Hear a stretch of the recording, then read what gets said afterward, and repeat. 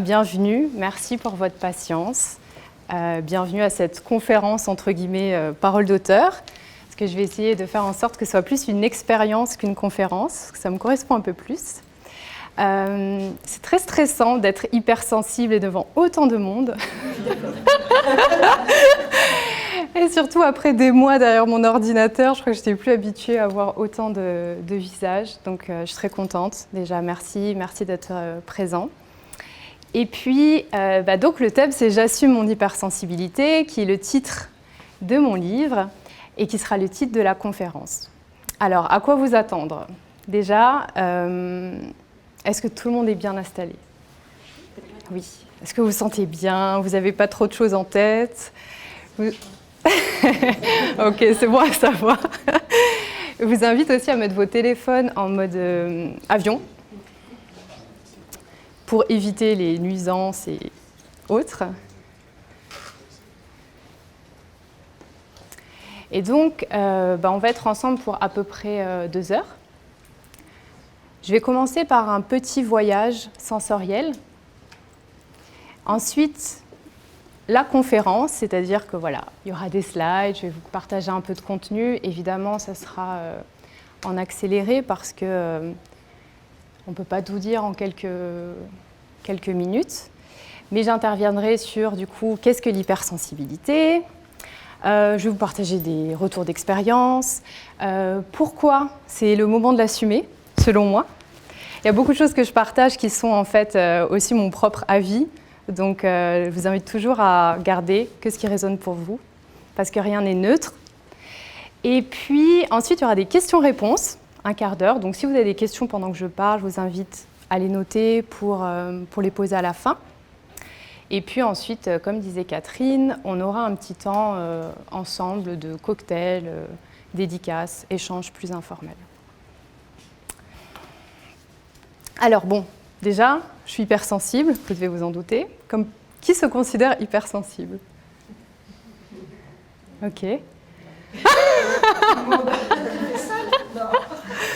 Depuis... Qui a un doute? Ok, donc j'espère que les personnes qui ont un doute l'auront clarifié à la fin. Et qui n'est pas hypersensible alors? Ok. J'allais dire que des hommes, mais non, il y a quand même une femme. Souvent, les hommes se sentent moins concernés par l'hypersensibilité. Ok.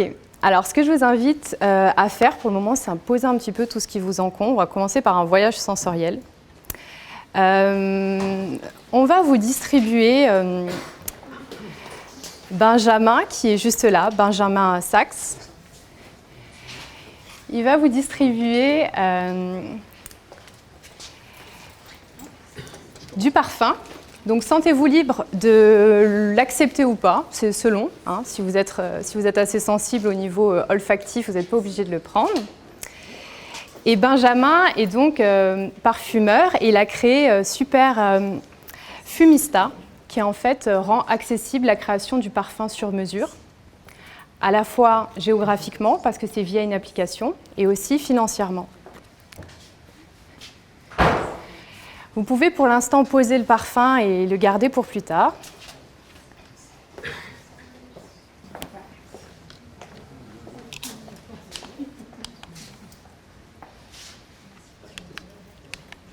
Et donc, on va partir pour un petit voyage sensoriel de quelques minutes.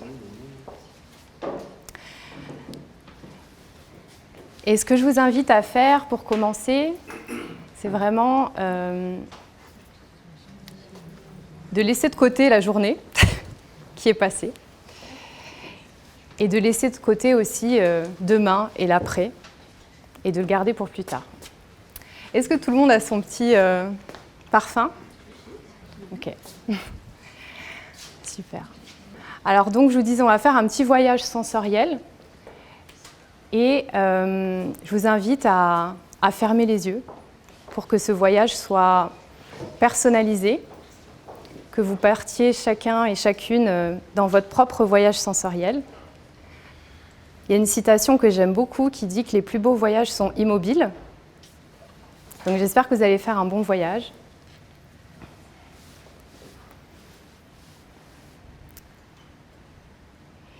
Et pour commencer, je vous invite à prendre une longue inspiration, à gonfler le ventre et une longue expiration. À poser vos mains délicatement sur vos jambes, décroiser vos bras, être dans une posture à la fois confortable et aussi réceptive. Continuez à prendre une longue inspiration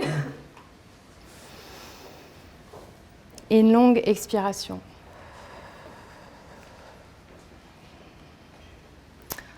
Encore une longue inspiration. Vous pouvez garder un peu d'air dans le ventre. Et une longue expiration.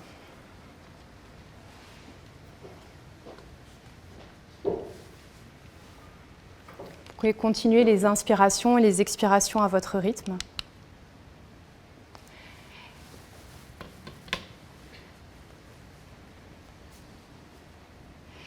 Et peut-être sentir de nouveau le parfum.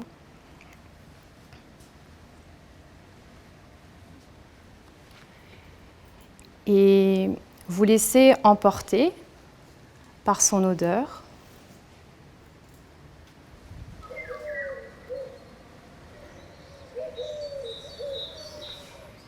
Et tout en sentant votre présence ici, vos pieds ancrés au sol, votre corps sur la chaise. Vous sentez aussi la présence des autres personnes autour de vous qui sont réunies pour une même intention. Je vous invite à vous laisser porter par vos sens, par l'odeur, par les sons que vous pouvez entendre, et de vous imaginer dans un espace naturel, quel qu'il soit.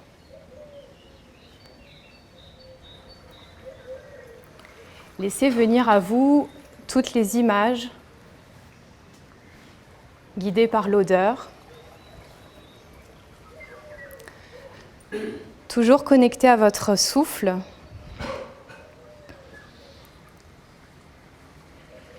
Et c'est peut-être par exemple un jardin luxuriant avec des fleurs fraîches. Peut-être que vous pouvez sentir l'odeur de ces fleurs, sentir le soleil sur votre peau,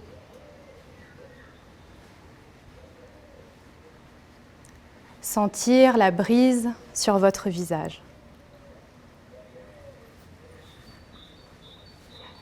Ça peut être un endroit que vous connaissez, qui vous est familier.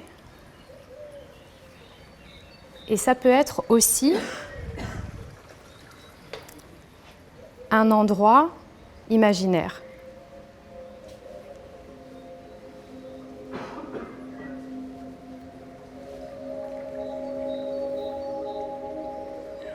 Et dans cet endroit, le plus important, c'est de vous sentir en harmonie. Sentir que vos sens sont en accord total avec le contexte.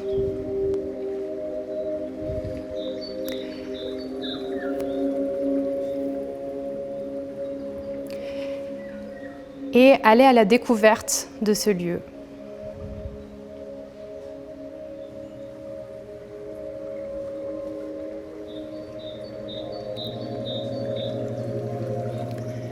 De marcher, peut-être de nager, de courir, de vous sentir libre.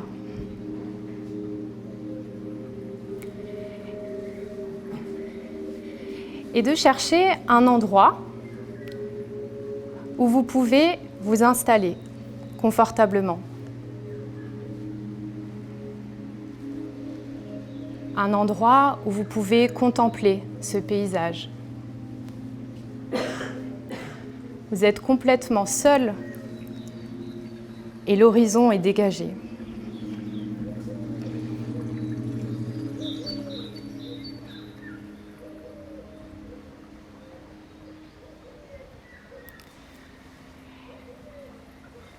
Et puis, je vous invite, si vous le désirez,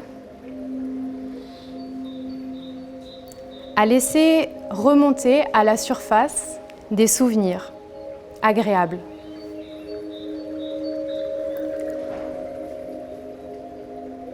Des souvenirs agréables qui n'ont été permis que parce que vous êtes sensible.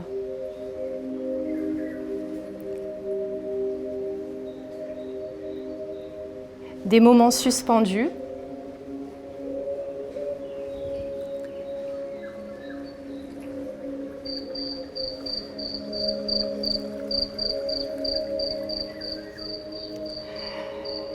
C'est peut-être un partage avec une personne,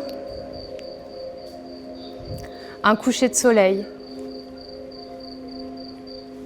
une danse, une chanson.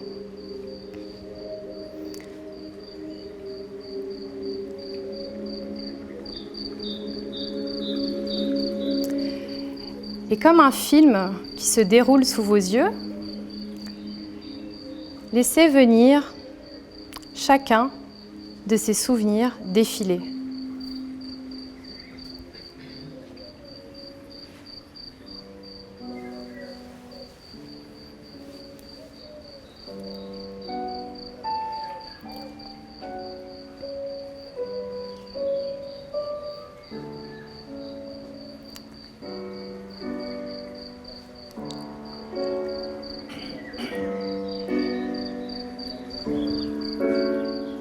Essayez de ressentir dans votre corps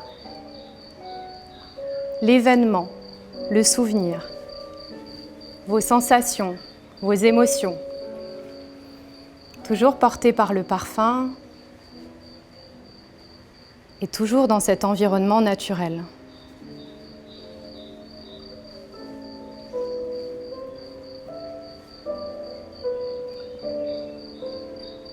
Qu'est-ce qui vous touche ?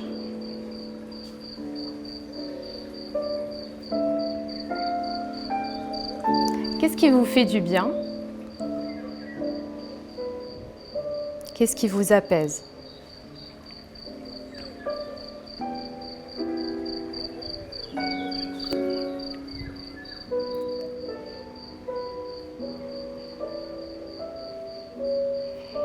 Et à mesure que ces souvenirs défilent devant vous,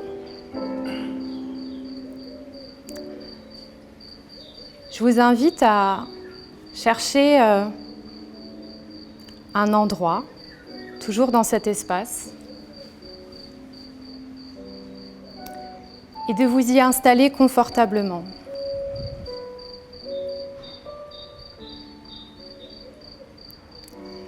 Et de vous poser intérieurement une question.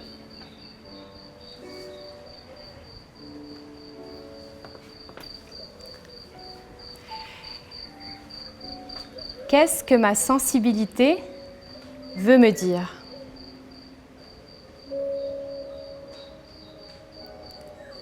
Qu'est-ce que ma sensibilité, qu'est-ce que mon hypersensibilité veut me dire?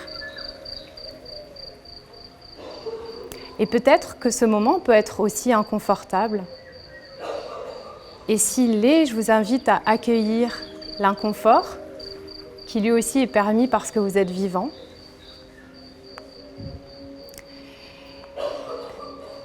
Et laissez donc venir la réponse. Qu'est-ce que ma sensibilité a à me dire?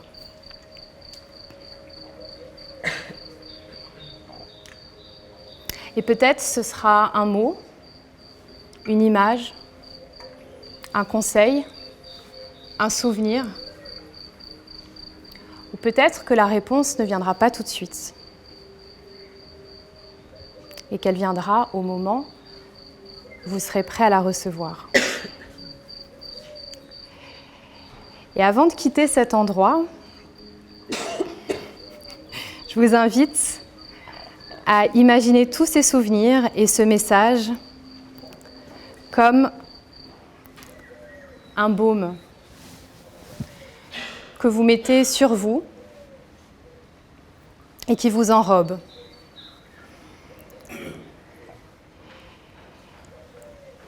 Et rappelez-vous que vous pourrez à tout moment retourner dans cet endroit, peut-être en sentant ce parfum de nouveau, ou simplement en vous remémorant ce moment.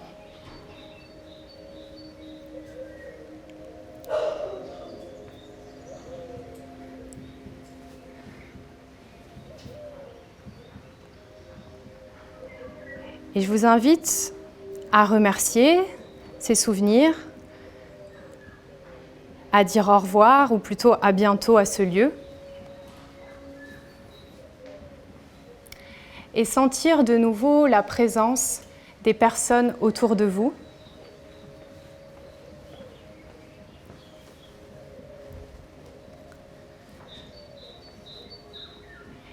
Et reprendre une longue inspiration pour vous immerger de tout ce que vous avez senti pendant ce voyage.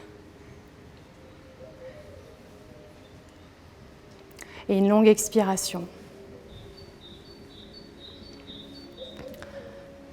Reprendre de nouveau une longue inspiration,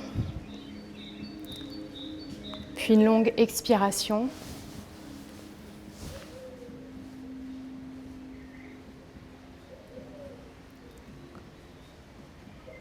Et une dernière longue inspiration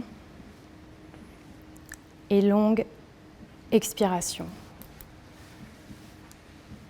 Et quand vous le sentirez, à votre rythme, vous pourrez ouvrir les yeux, soit en une seule fois, soit en mettant vos mains devant le visage pour ouvrir tranquillement.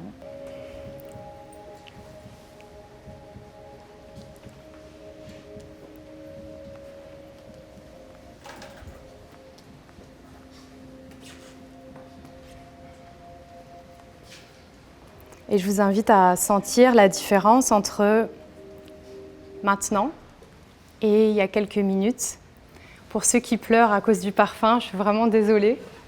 C'est l'exemple même de l'hypersensibilité. C'est bien.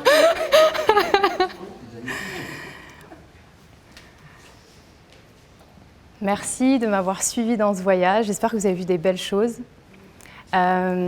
Pour moi, c'était important de commencer par une expérience parce que je ne me considère pas comme une théoricienne de l'hypersensibilité, mais j'ai plutôt envie de partager des clés pour vivre l'hypersensibilité. Et donc, j'avais envie de commencer par cette expérience. Parce que l'hypersensibilité, avant tout, on la vit au quotidien dans notre corps. Donc, moi, je suis Aurélia, j'ai écrit ce livre. Je ne vais pas tout de suite me présenter parce que je vais utiliser des photos au cours de la présentation pour me présenter. Et puis, je vais vous parler de plusieurs choses. Parce qu'on est quand même chez Gérézo, il faut quand même que ce soit un peu formel, qu'on ait des slides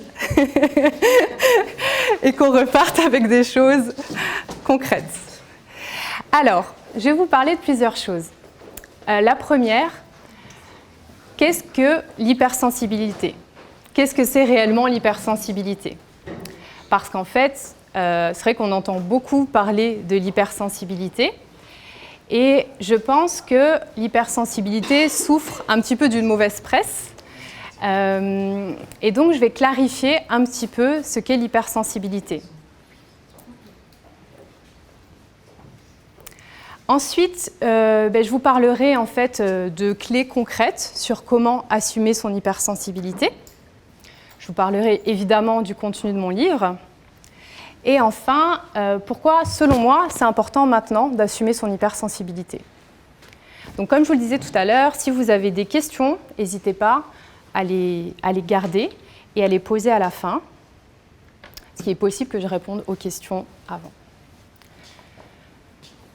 Alors, qu'est-ce que c'est ? Déjà, quels mots vous viennent quand vous entendez le mot hypersensibilité ? Mots, images, vision. Fragilité. Merci. Vulnérabilité. Ok. L'extrême. Extrême ? Même dans des émotions. Ok. Les vibrations. Ok. Émotionnel. Ok. Saturation. Oui. Fort. Fort ? Ouais. Oh, c'est bien. Fleur? Pleurs. Couleur? Pleurs. Pleurs. Ah pardon, il y a trop de... Voilà, typiquement, je suis hors de trop d'informations. Ok. D'autres choses? Les six sens. Hmm? Les six sens. Ouais. Empathie, ouais. Intuition. Oui. Oh, ouais, c'est bien. C'est pas tout ce qu'on trouve tout de suite quand on tape hypersensibilité sur Internet. Moi, quand j'avais fait une conférence, j'avais cherché dans Google Images des photos. On voit souvent des personnes un petit peu en position fétale, comme ça, en train de pleurer, qui sont un petit peu au bout du rouleau. Donc tout ce que vous avez dit se retrouve. Pour moi, c'est hyper important déjà de se rappeler qu'avant de parler d'hypersensibilité, on est des êtres humains, on est vivant, on est sensible. En fait, il n'y a pas de débat à part quelques extrêmes. C'est une croyance de croire qu'on n'est pas sensible. On est des êtres vivants, on a des émotions, on a des sens, on n'est pas des robots, donc on est sensible. Maintenant, ce qui est différent, c'est deux choses. Le degré de sensibilité, où effectivement, comme dans tout, hein, on n'a pas tous la même taille, le même poids, eh bien, on va avoir des degrés de sensibilité. Et ce qui est différent aussi, c'est la connexion à sa sensibilité. C'est-à-dire qu'on peut être hypersensible, donc très sensible, mais pas du tout connecté à sa sensibilité. C'est pour ça qu'en fait, des personnes peuvent dire « moi, je ne suis pas sensible », mais c'est peut-être qu'elles ne sont juste pas connectées à leurs émotions, à leur corps, à leurs sens. Donc voilà. Donc déjà, de base, on est tous sensibles, on est tous mortels, donc on est tous vulnérables. Donc les hypersensibles ne sont pas une catégorie étrange à part de personnes. Donc voilà, donc on va commencer par qu'est-ce que l'hypersensibilité réellement? Reconnaissez-vous cette personne?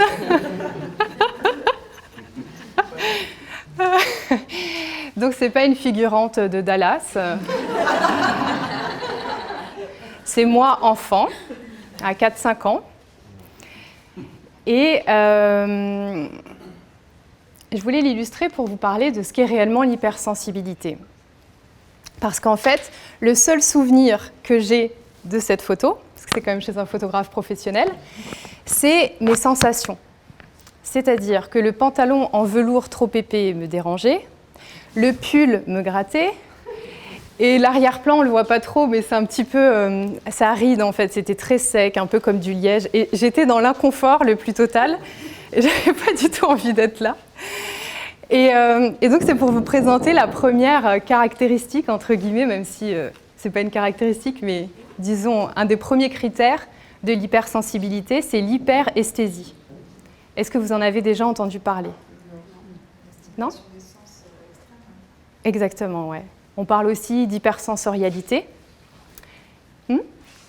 Okay. Tu vois, j'entends tout. Donc, effectivement, c'est au niveau sensoriel.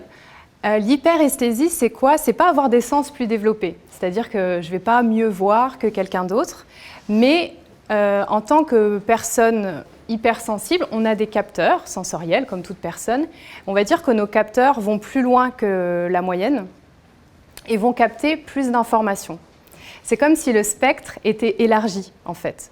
Notre spectre sensoriel est élargi. On capte plus d'informations. Vous voyez, tout à l'heure, il y a plein de personnes qui ont pleuré, qui ont toussé avec le parfum. Je ne suis pas forcément étonnée, parce que c'est un stimuli olfactif. Donc, on capte plus d'informations et aussi, on a moins de filtres. C'est-à-dire qu'on parle de défaut d'inhibition latente. C'est-à-dire que les informations viennent à nous, comme si on était connecté au Wi-Fi sans mot de passe, et on reçoit plein d'informations sensorielles, qu'elles nous soient utiles ou non. Donc c'est pour ça qu'en fait, je faisais référence aux photos où les personnes sont en train de pleurer, etc. C'est pas forcément parce qu'elles pleurent émotionnellement, mais c'est parce qu'elles peuvent être à saturation sensorielle. L'hyperesthésie, en soi, elle est ni bien ni mal. En fait, c'est une caractéristique. Mais ce qui est important, en fait, c'est le contexte. Parce que l'hyperesthésie, dans un contexte comme dans votre voyage sensoriel, où vous êtes en pleine nature, où il fait beau, où il y a des petits oiseaux, etc., c'est assez agréable.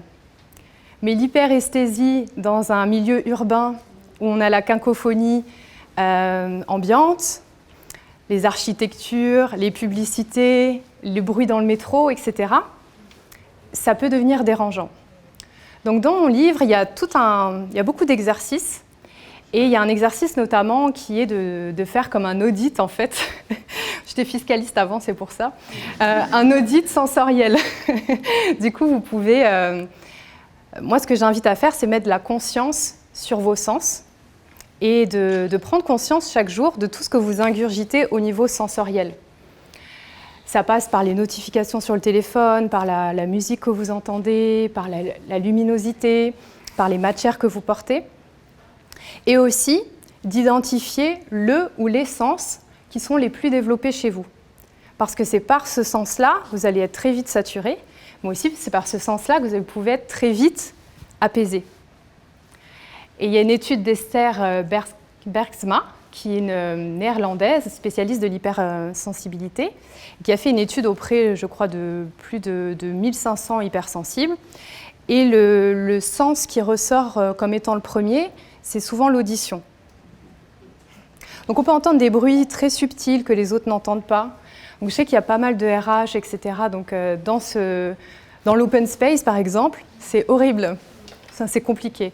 Donc il y a des casques anti-bruit, mais voilà, il y a toute une conscience à avoir déjà sur votre sens le plus développé.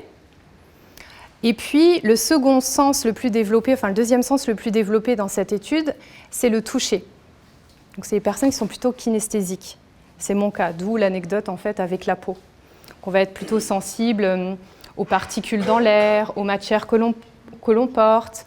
Voilà, enfin, c'est vraiment, ça peut concerner tous les sens, mais en général, le sens qui est le plus développé va être celui qui va vous faire à la fois le plus de bien, mais aussi qui peut vite vous saturer.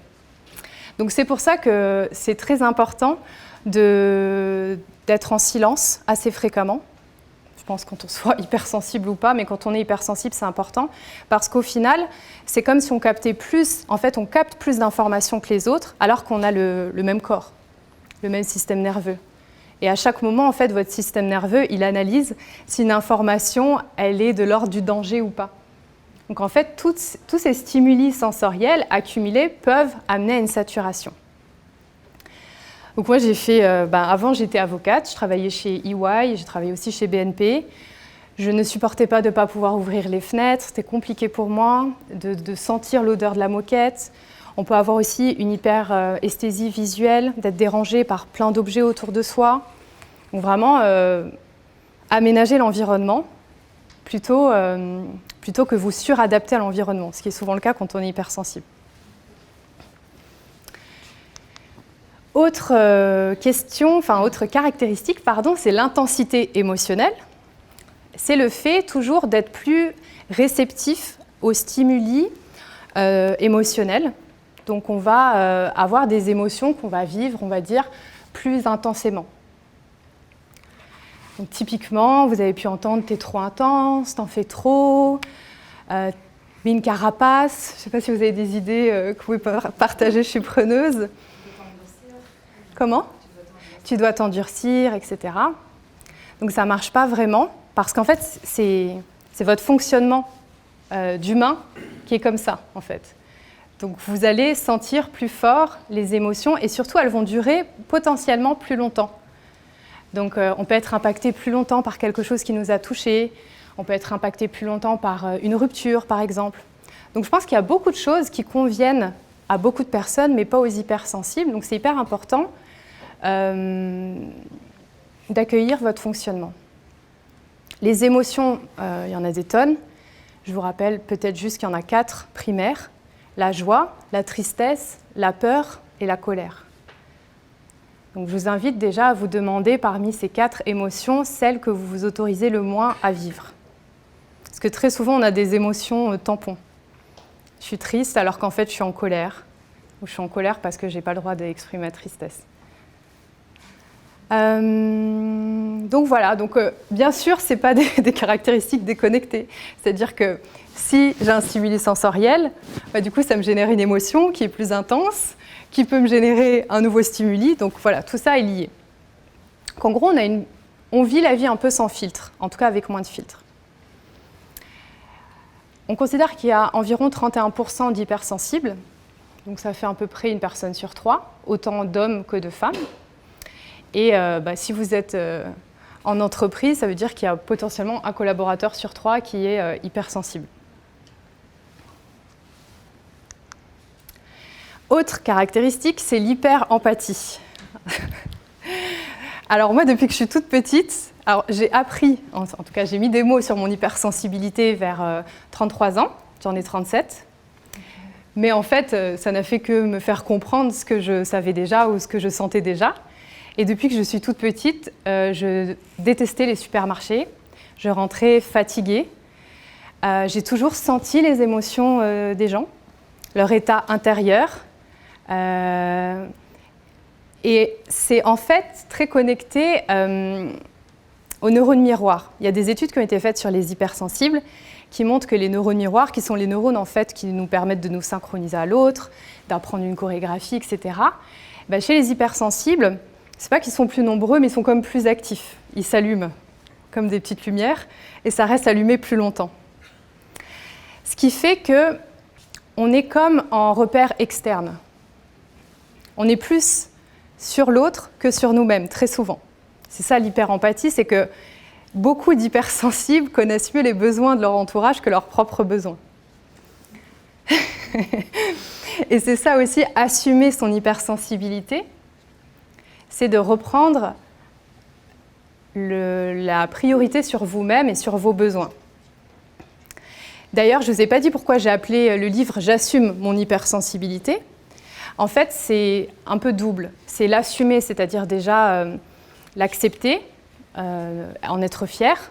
Donc, ce n'est pas de l'ordre de la revendication de sortir avec un panneau « J'assume mon hypersensibilité ». Mais c'est déjà l'assumer. Je suis hypersensible, c'est-à-dire que je suis plus sensible que les autres. C'est pas une maladie d'ailleurs, je précise, ce n'est pas une maladie. Toutes les personnes qui vous disent « j'ai été diagnostiquée hypersensible », c'est pas correct parce que ça n'est pas une maladie, en tout cas à elle seule. C'est simplement, comme dans toute espèce humaine, il y a toujours une partie qui est plus sensible. Ça existe chez les végétaux, chez les animaux et chez les êtres humains. Et il y a Hélène Aron, qui est un peu la fondatrice du concept de l'hypersensibilité, qui dit justement qu'en fait, les hypersensibles, c'est comme des garants de l'espèce humaine. Parce qu'on le verra, les hypersensibles ont tendance à être plus réfléchis, à anticiper les conséquences de leurs actions. Et donc, dans la vie, et en entreprise aussi, il faut un mix de différents types de personnes. Des personnes qui sont plus dans l'action, dans l'instant présent, sans trop se projeter, et d'autres qui se projettent, et qui anticipent les conséquences de leurs actes, un petit peu plus, ce qui est souvent le cas des hypersensibles. Donc, sur l'hyper-empathie, c'est ça. C'est en fait une connexion naturelle qui se fait à l'autre. Je sens comment l'autre se sent. Je vois dans ses non-dits s'il est stressé, s'il est fatigué, s'il a envie de partir. Et tout, la priorité, je dirais, c'est de clarifier vos propres émotions pour savoir ce qui vous appartient, ce qui ne vous appartient pas. Je préciserai après dans le livre comment je le propose. Et d'identifier vos limites. Ça, c'est vraiment, s'il y avait un sujet pour les hypersensibles, c'est poser ses limites. Limites invisibles et visibles. Qu'est-ce que j'autorise dans mon espace, à quoi je dis non, etc. Donc tout ce qui est formation pour développer son empathie, pour les hypersensibles, ce n'est pas la peine de leur proposer. C'est plutôt développer l'auto-empathie, parce que très souvent, les hypersensibles sont très empathiques envers les autres et très exigeants envers eux-mêmes, voire très durs. C'est un peu le cas de tous les êtres humains, mais on va dire que chez les hypersensibles, c'est du coup encore plus polarisé. Et il est très important, quand on est hypersensible, de faire une forme de nettoyage émotionnel de son histoire, de son passé, parce qu'on porte tous des bagages émotionnels, qu'on le veuille ou non. Et comme on a cette capacité naturelle à ressentir beaucoup de choses, on peut s'être coupé de nos émotions. On peut avoir des tampons émotionnels, la nourriture, la drogue, les addictions. C'est très fréquent chez les hypersensibles et c'est un moyen de ne pas ressentir. Et donc, il y a tout un travail d'identification de ces émotions et aussi de nettoyage du passé. En tout cas, c'est mon point de vue. Je pense que c'est important parce que ça va réduire ce que j'appelle la caisse de résonance avec autrui. Parce que si je porte de la colère en moi et que tu portes de la colère en toi, je te le dis parce que je te connais, en fait, vous parliez de vibration, c'est la même vibration. Donc du coup, plus j'ai de la colère en moi, plus je vais résonner avec la colère de l'autre. Donc c'est pour ça que c'est hyper important de clarifier intérieurement toutes nos émotions et de faire une espèce de tri sélectif émotionnel et d'apprendre à verbaliser et avoir des espaces pour vivre vos émotions. C'est très important quand on est hypersensible, d'avoir une pratique artistique, sportive, d'être en lien avec la nature, d'avoir vraiment des rendez-vous avec vous-même pour décharger la surcharge sensorielle, émotionnelle. Surtout que de manière générale, on ne nous a pas forcément appris à vivre nos émotions. Donc on est tous un petit peu en train de parler des langages différents. On ne se comprend pas vraiment. Et je pense que quand on est hypersensible, on ne peut pas faire l'impasse de l'intelligence émotionnelle. Parce que qui dit hypersensible ne dit pas haut potentiel émotionnel. On confond souvent. On peut être hypersensible et manquer d'intelligence émotionnelle, parce que l'intelligence émotionnelle, ça s'apprend, ça s'acquiert. Mais on a toutes les compétences pour la développer. Voilà, je pense que j'ai fait un petit peu le tour.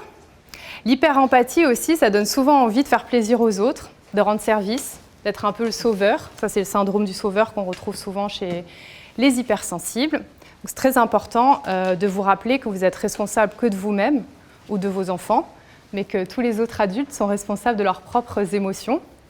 Et parfois de demander à quelqu'un plutôt qu'est-ce qui pourrait t'aider, plutôt que l'aider sans même qu'il demande. Qu'en fait, parfois, on peut être intrusif quand on est hyper empathique. Alors, j'avance un petit peu sur un autre critère, c'est le sens du détail et la créativité, avec toujours une photo. J'ai remarqué que du coup, j'avais le même pull et des chaussures orthopédiques. Et en fait, si vous êtes hyper empathique, je pense que vous pouvez peut-être vous connecter à mon émotion. Quel est mon état intérieur, à votre avis ? Saoulé, ouais. Ok. Eh ben ouais, j'avais pas du tout envie d'être là, parce qu'en fait, grâce à mon sens du détail, je venais d'apprendre ou de comprendre que le Père Noël n'existait pas. Pourquoi ? Parce qu'en fait, le Père Noël en question, sous sa robe, avait un jean et des baskets de running qui dépassaient avec des chaussettes. Donc, hypersensible, enfant hypersensible, sens du détail, je me suis dit, c'est pas le Père Noël en fait. Si c'est le Père Noël, il vient pas en basket de running. Donc voilà, c'est une anecdote, mais en général, les hypersensibles, pour moi, l'hypersensibilité, c'est une forme d'hyperconscience, comme un spectre élargi, et on va noter les détails sensoriels, les détails dans une phrase, les détails dans une atmosphère. Typiquement, petit exemple, on avait le choix entre cette salle et la salle en haut, qui était une salle de formation un peu plus académique. Mais moi, je me suis dit, ah non, je préfère cette salle, je préfère l'atmosphère, il y a des plantes, c'est circulaire. Les hypersensibles, ils aiment quand ça circule, ils ne sont pas dans quelque chose de très rapport de force linéaire. Donc, on aime, par exemple, les beaux objets, on aime beaucoup l'harmonie. On a besoin d'harmonie, on aime les choses qui sont faites main, les belles fleurs. Enfin voilà, il y a vraiment un goût pour le détail. Par exemple, mon livre, je l'envoie sur mon site, dédicacé avec un bel emballage, une petite rose, du parfum, etc. Et c'est génial parce que comme c'est pour des hypersensibles, ils me disent tous « Ah, merci pour le détail, l'attention, j'adore, ils ont tout vu, ils ont tout senti. » Alors que d'autres personnes font « Ok, merci. » Ok, et en fait, ils ne regardent même pas le truc. Donc voilà, donc il y a le sens du détail qui parfois peut être associé aussi à du perfectionnisme. Et qui, associé ensemble, peut vite devenir assez difficile à vivre. Donc vraiment, si vous êtes hypersensible, perfectionniste, je vous invite parfois à réduire un peu votre niveau d'exigence. Notamment parce qu'il y a beaucoup d'hypersensibles qui font des burn-out. et que parfois leur propre niveau d'exigence est complètement disproportionné par rapport à l'autre, au niveau d'exigence qui est attendu. Donc je ne dis pas qu'il faut se niveler par le bas, mais que parfois ça peut valoir le coup d'essayer, de faire un peu moins parfait, mais de voir si ça passe, et en général ça passe. Et voilà, je pense, pour le sens du détail. Et la créativité. Alors, il y a toute une partie dans mon livre sur la créativité. Il y a beaucoup d'hypersensibles qui ne se considèrent pas créatifs. Je pense que ça va avec, en tout cas c'est ma croyance, c'est que si on reçoit autant d'informations, ce n'est pas pour les garder pour nous, c'est qu'il faut les transmuter, en créer quelque chose. La créativité, elle existe parce qu'on a plutôt une pensée qui est libre, qui est intuitive, qui est par association. Par exemple, je vous l'ai dit, avant j'étais avocate et en 2017, je me demandais... je voulais faire autre chose parce que j'avais besoin de sens. Ça aussi, le sens, c'est récurrent chez les hypersensibles, c'est viscéral. Et je m'étais fait accompagner et mon coach m'a dit quel est ton objectif? Et je lui ai dit d'écrire un livre. Il m'a dit ok, quel serait le premier pas? Et je ne savais pas en fait, parce que pour moi, j'avais la vision globale, terminée, intuitive, mais je n'avais pas les étapes. Donc dans les équipes, c'est hyper important d'avoir des profils hypersensibles, avec des profils plus micro, plus pragmatiques. Parce que les hypersensibles, en général, ils pensent un peu en dehors des cases et font des associations libres. Leur cerveau fait ces associations libres plus naturellement. Ça ne veut pas dire qu'ils ne peuvent pas penser de manière linéaire, mais il y a vraiment cette créativité naturelle. Et la créativité, ce n'est pas forcément avoir un don ou faire quelque chose de fantasque. Et donc, finalement, c'est vraiment le premier pas, parce que pour l'anecdote, je vais vous dire comment j'ai écrit le livre. C'est qu'il y a 2 ans, Kelly, qui est là, qui se cache, m'a proposé d'intervenir sur un webinaire sur les contrats d'expatriés en période de Covid, qui était mon ancienne spécialité. Et j'ai réfléchi, parce que j'avais envie de faire plaisir, j'avais envie de dire oui, que je suis super empathique, mais je me suis dit, je pense que je suis plus trop... je me sentais pas forcément intègre de le faire, ce que j'avais arrêté. Et puis surtout, j'avais envie de faire autre chose. Et je lui ai dit, je sens que l'hypersensibilité au travail, ça peut parler à des gens. Mais j'avais pas de preuves, c'est vraiment mon intuition. Et Kelly en a parlé à Hervé Rioche, qui n'est pas là, mais qui travaille aussi chez les réseaux. Et du coup, ils m'ont fait confiance. Donc mon intuition, grâce à leur confiance, s'est matérialisée. On a fait le webinaire et on a eu, je ne sais plus combien, mais... On a explosé les records. C'est notre meilleur webinaire et c'est le meilleur webinaire de l'entreprise qui fait ça. Ah ouais? Non, je ne savais pas. Ouais. Plus que les choses... Merci. Ouais, plus que les choses obligatoires, type RGDP, c'est dire. Et donc vraiment, je pense que quand on est hypersensible, on a une intuition qui est forte, si, comme je vous l'ai dit, on est un peu au clair aussi intérieurement avec ses émotions, etc. Et parfois, on a besoin de prouver son intuition par des actes concrets. Et voilà. Et suite à ça, j'ai eu la proposition d'écrire le livre. Et donc, il y a 2 semaines, je l'ai récupéré. J'étais en face de la tour, là où j'avais donné mes premières formations. Donc, la formation, c'était vraiment le premier pas pour écrire le livre, sauf qu'à l'époque, je ne le savais pas. Donc, voilà. Je pense qu'il y a une partie en nous qui sait beaucoup de choses. Et si on l'écoute et qu'on se met en mouvement, ça se réalise. Dernière caractéristique, c'est le traitement en profondeur des informations. Comme je vous l'ai dit, j'étais avocate. Donc, les hypersensibles, qu'ils soient juristes ou non, ont tendance à analyser en profondeur les informations. Ils vont noter les petits détails dans les mots, dans les phrases, et ce, pour n'importe quoi.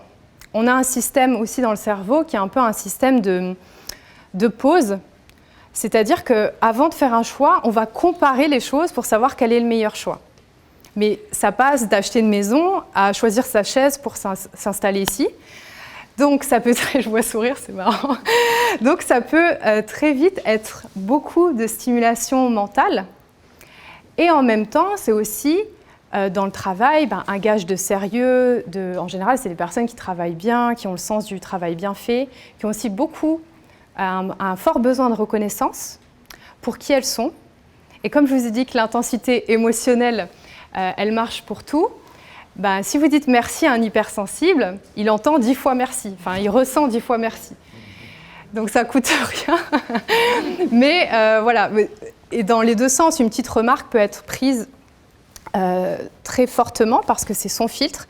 C'est pour ça que c'est toujours important de travailler son discernement. Et il y a des études qui sont faites. Alors les études, elles sont plutôt faites aux États-Unis ou aux Pays-Bas, pas trop en France. Il n'y a pas trop de budget pour faire des IRM sur le cerveau des hypersensibles.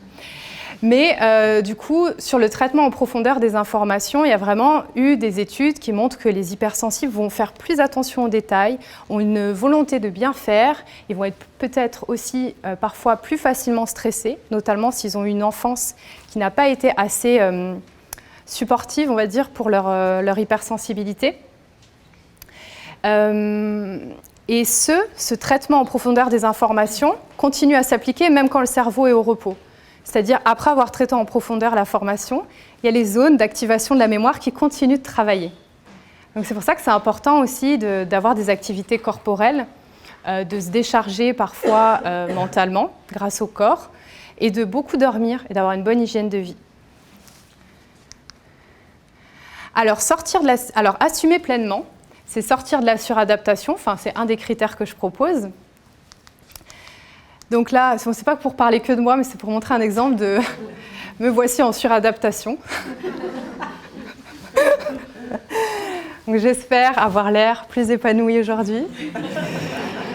La suradaptation, ce n'est pas un critère de l'hypersensibilité, mais c'est souvent une conséquence, parce qu'on est tellement en réception que parfois on est submergé, on veut faire plaisir à tout le monde. Si par chance, on manque un peu d'estime de soi, on croit qu'on doit faire plaisir pour être aimé. Donc on se plie en 4. Et il y a aussi quelque chose qui est récurrent chez les hypersensibles, c'est un peu une illusion de toute puissance. Je vais blesser l'autre si je lui dis non, je vais lui faire du mal si je n'accepte pas sa proposition.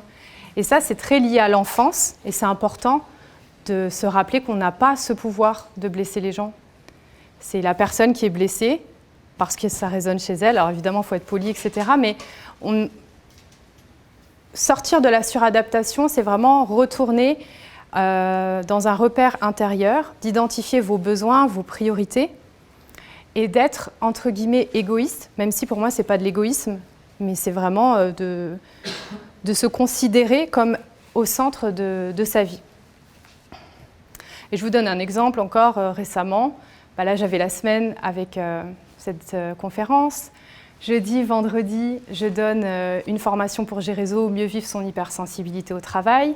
Et on m'a fait une super proposition pour enregistrer un podcast sur l'estime de soi dans une marque prestigieuse. Eh bien, j'avais envie de dire oui, en fait, parce que c'était génial. Mais en fait, si je regarde concrètement mon temps et mon espace, c'est pas du tout écologique pour moi. Donc c'est vraiment ça, c'est l'hypersensibilité.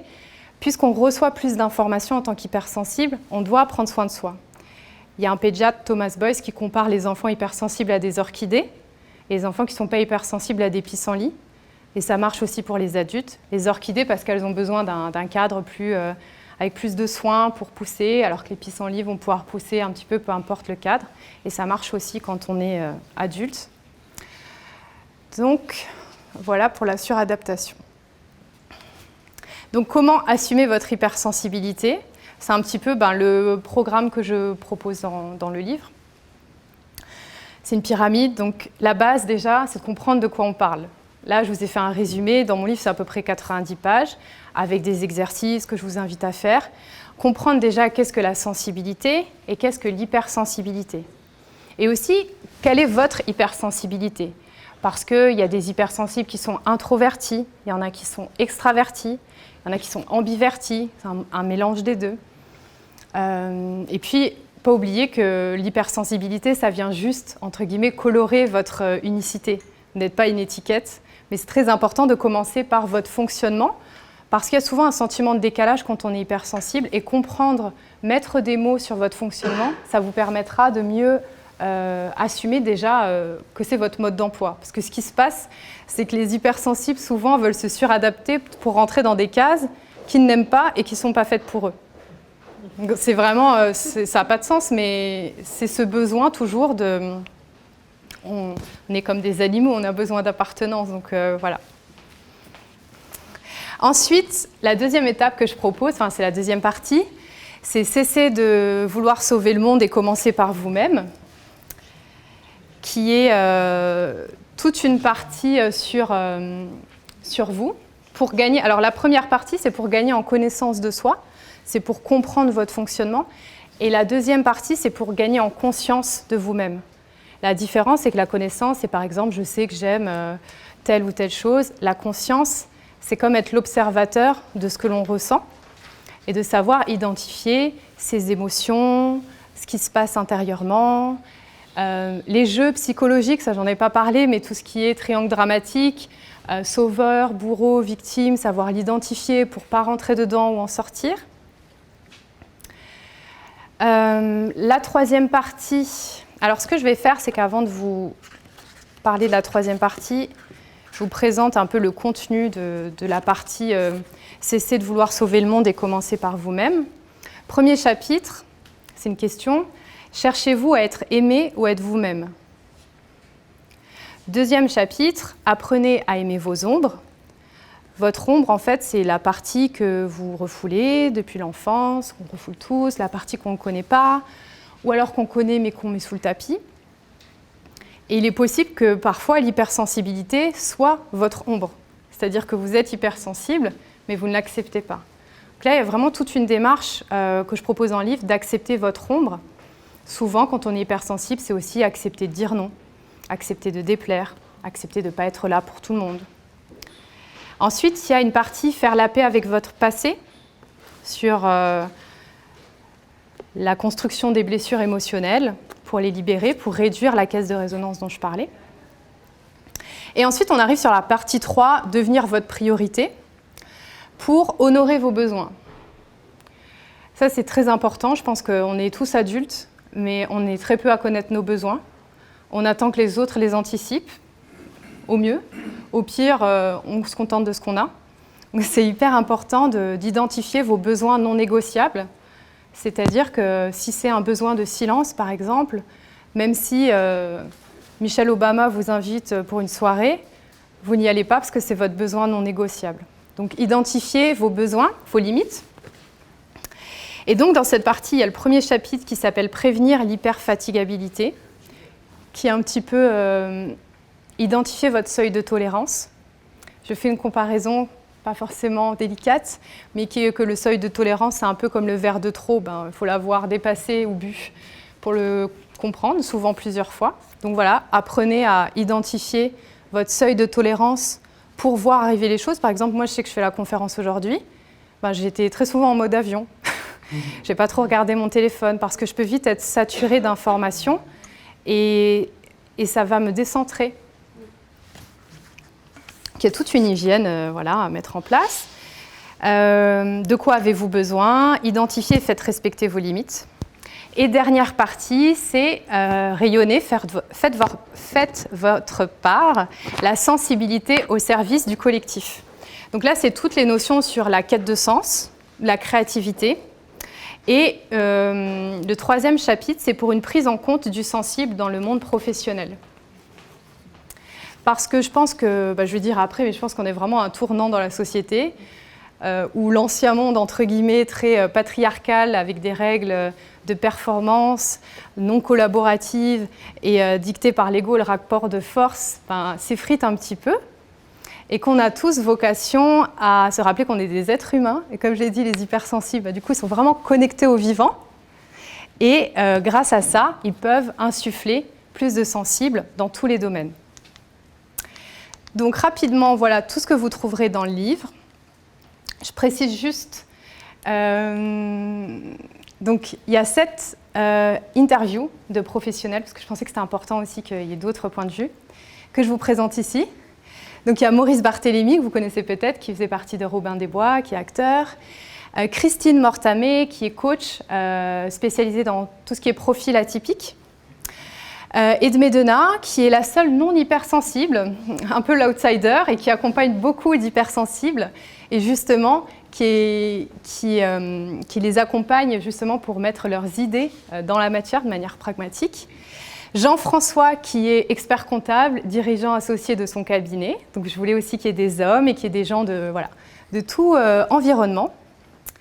Sophie, alors Jean-François, c'est un ancien client à moi. Sophie aussi, je l'ai accompagnée en individuel. Et en fait, après 18 ans en banque, elle a créé un bureau ergonomique toute seule. Et du coup, elle a lancé son entreprise, All-in, qui crée des bureaux ergonomiques pour les salariés, qui se fait oublier après la journée. Bénédicte Maleki, qui est naturopathe et qui fait le lien entre alimentation et hypersensibilité. Parce que c'est vraiment l'hypersensibilité, comme c'est en lien avec le corps. Il y a tout ce qu'on mange, tout ce qu'on boit, ça peut nous affecter un peu plus. Donc il y a vraiment toute cette dimension à prendre en compte. Moi, évidemment. Et Géraldine Prévost-Gigant, qui est psychopaticienne, qui a écrit beaucoup sur les hypersensibles, qui a écrit 13 ouvrages, et qui parle plutôt de tout ce qui est blessures émotionnelles et comment s'en libérer pour évoluer en conscience. Et il y a des petits ronds dorés. C'est toutes les personnes, dont vous, j'espère, hypersensibles, qui ont envie de s'assumer et qui peuvent comme ça, créer une chaîne humaine, collaborative et incarner votre sensibilité, parce que je suis persuadée qu'on n'est pas hypersensible par hasard, ça c'est sûr. Et juste, je peux une minute finir sur ça? Alors, pourquoi c'est important maintenant? Je vous l'ai dit un petit peu, c'est que je pense, c'est mon avis, que on est quand même dans un monde assez violent, où il y a beaucoup de rapports de force, où tout est fait un petit peu pour qu'on s'abrutisse, qu'on se déshumanise, qu'on soit dans la peur, etc. Et je pense que plutôt que d'essayer de se suradapter en permanence à cet environnement, écoutons nos besoins et essayons de créer un environnement qui soit plus écologique et plus respectueux pour soi et pour le monde. Et du coup, je vais vous lire un passage de mon livre qui illustre un petit peu la réponse à cette question, pourquoi c'est important maintenant. L'hyper-empathie ou l'intelligence suprême du cœur. Il existe plusieurs formes d'intelligence, intellectuelle, émotionnelle, créative. S'il existe des instruments de mesure pour certains d'entre elles, le quotient intellectuel par exemple, il n'existe pas de haut potentiel du cœur. Et pourtant, c'est bien le cas des hypersensibles. L'hyper-empathie est un trésor qui peut accentuer la saveur de moments hors du temps, comme une prestation artistique, un discours poignant, une célébration joyeuse, une danse, une musique. Ces moments sont à favoriser pour contrebalancer l'énergie globale de notre société.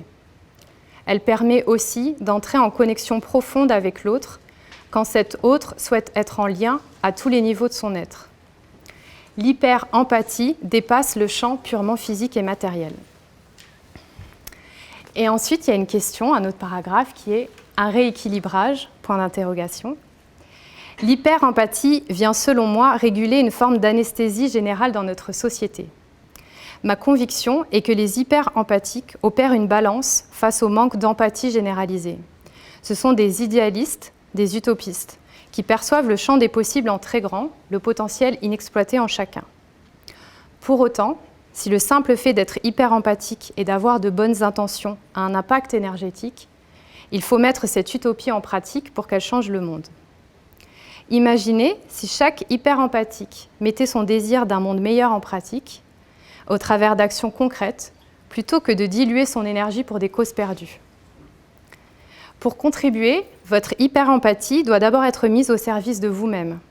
Puis, si vous en ressentez le besoin, au service de personnes qui correspondent à votre vision. Tel est le chemin proposé par ce livre. Et juste, je finis par une petite précision qui est importante pour les hypersensibles, c'est le discernement. Les hypersensibles ont tendance à voir le potentiel des personnes quand bien même ce potentiel ne serait pas activé dans les faits. Il est courant que les hypersensibles se concentrent sur les qualités des personnes, occultant parfois les comportements contraires. Si c'est une belle qualité, par exemple dans les métiers de l'accompagnement pour favoriser le développement du potentiel de chacun, cette vision du verre à moitié plein chez l'autre peut vous desservir, surtout si elle est associée au verre à moitié vide pour vous-même. Il est donc nécessaire, en tant qu'hyper-empathique, de pratiquer votre discernement, en portant une attention sur les comportements plutôt que sur les potentiels non exploités. Parce qu'on peut perdre beaucoup d'énergie à imaginer que l'autre va activer son potentiel, mais c'est sa responsabilité, sa vie, son choix. Donc il peut l'activer dans 1 mois, 2 mois, 3 ans, jamais. Et c'est une forme d'ingérence, finalement, que de vouloir que l'autre ou la société change parce qu'on voit des potentiels. Et du coup, ce que je propose, c'est de retourner cette lumière sur soi. Évidemment, bien sûr, on reste empathique, etc. Mais le discernement, c'est très important quand on est hypersensible, justement dans cette idée de poser des limites et d'être gardien de votre espace. Voilà, pour moi.